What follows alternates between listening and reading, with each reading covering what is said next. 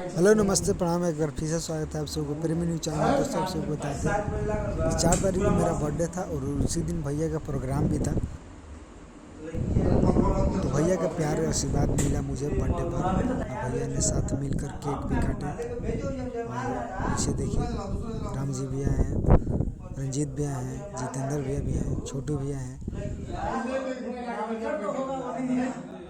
सभी लोगों का प्यार आशीर्वाद मुझे मिला मेरे बर्थडे पर।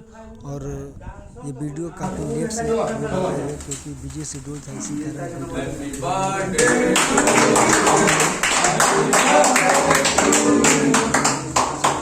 सभी का प्यार आशीर्वाद मेरे ऊपर बना रहे, आगे से ऐसा नहीं होगा। वीडियो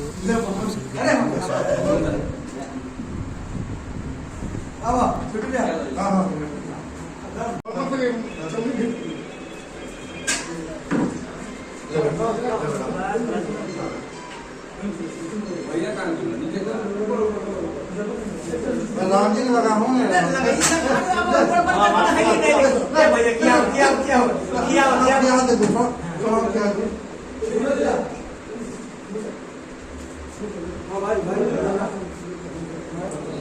धर धर धर धर ना